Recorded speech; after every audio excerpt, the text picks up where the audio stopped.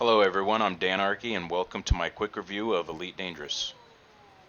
Although Elite Dangerous came out in 2014, Elite franchise has been around since the 1980s. In Elite Dangerous, players pretty much choose their own path and pick from a variety of ships and tons of ways to set them up for whatever it is that they want to do.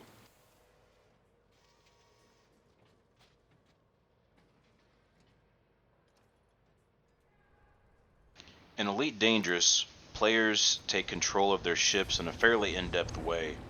Not quite as in-depth as games like Eve, if you've ever played Eve, but it's fairly in-depth and very easy to grasp the controls.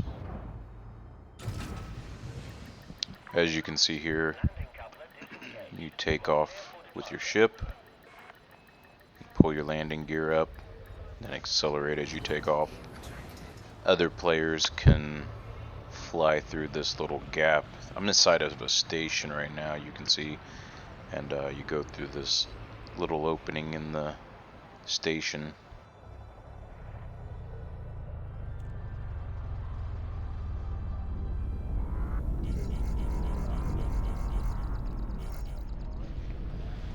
Once you get outside of the station, you accelerate your ship, fly past the planets.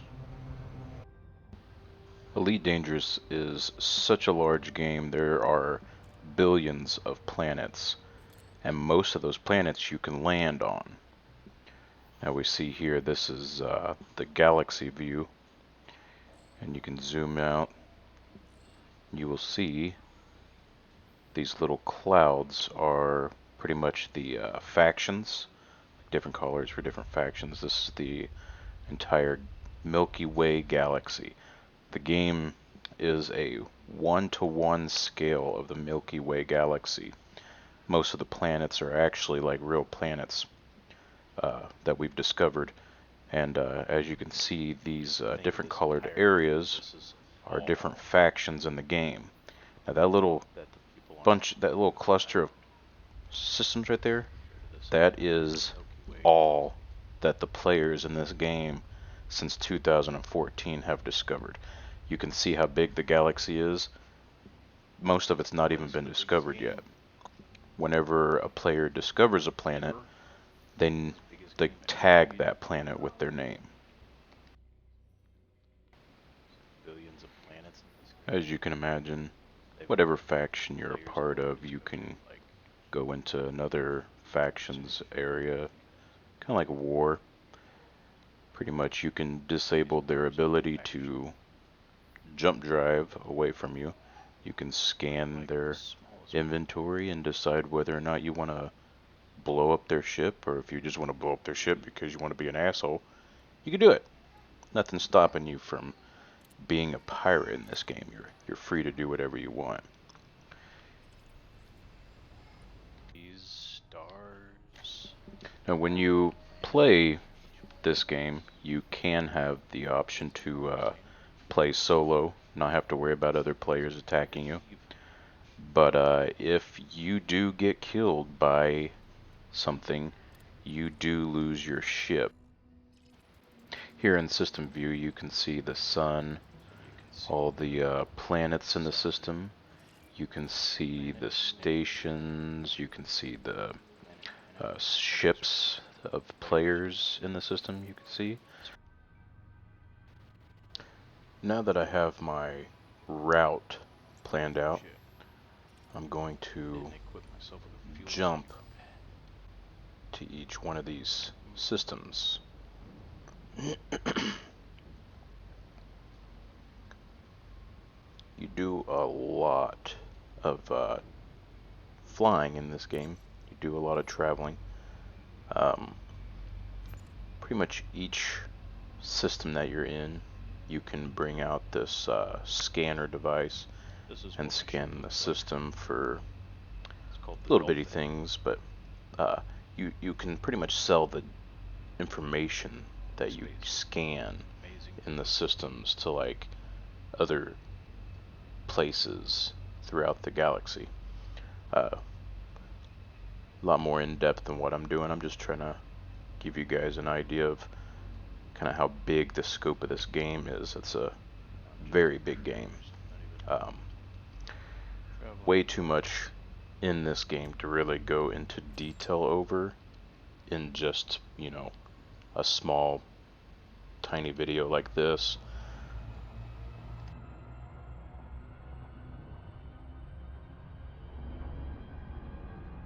Frameshift drive charging.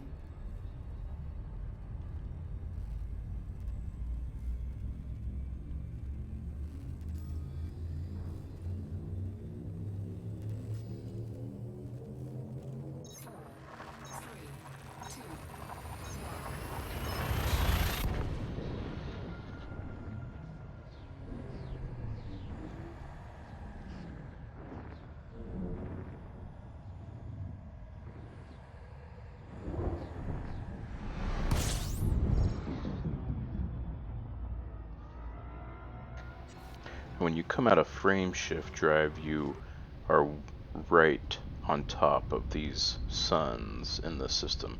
Some systems have multiple suns. I don't know actually if that's very common in outer space, but you come out of your shift drive right on top of a sun, and if you walk away from your controller to go grab a drink, you will fly directly into the sun. You have a limit to how far you can jump. You have fuel, you know, but you can get these things called fuel scoops that let you kind of orbit the suns, and it will scoop up energy. I guess it'd be some kind of gases that burn off of the suns to refuel.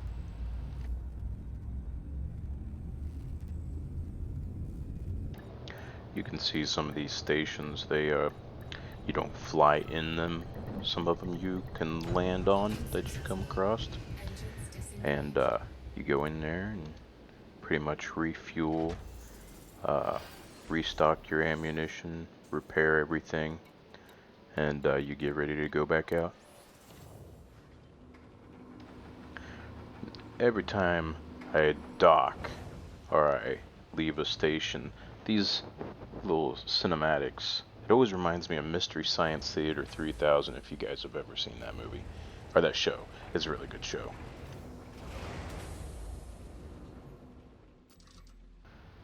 Now here you fly down into the rings around the planets, and you see all these little asteroids, you know, and you go around and you mine all these asteroids. It takes a long time, but this is what mining is like in this game.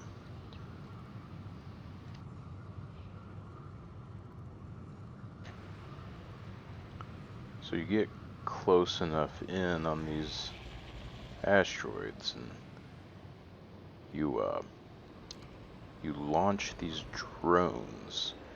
You stick a drone to one of the asteroids, and it scans this asteroid. Pretty much tells you like the composition, like what the materials are that are in it.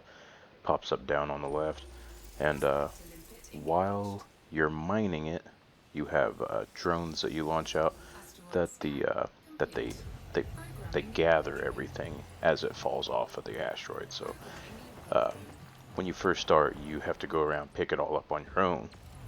It's very tedious. But you sit here and you mine these things. This is like making this video. Probably spent about an hour and a half mining, just to kind of give you an idea that you kind of spend a lot of time in this game. It's not a game that you can jump in and out of, you know, like you can't just play it for 20 minutes and then get off.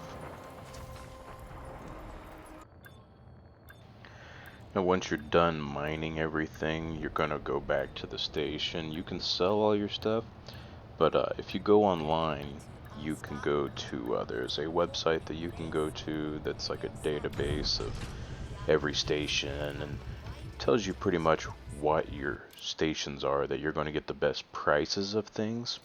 Now, if you want to go flying around all these places to try to sell all this stuff, you could probably make more money than I did, but you can see I just pretty much am just going to the nearest station and selling everything I got after about an hour and a half of mining.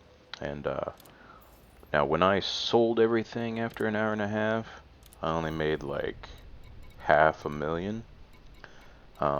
You can make way more than that. Like, I am by far, like, you know, really in deep in this game.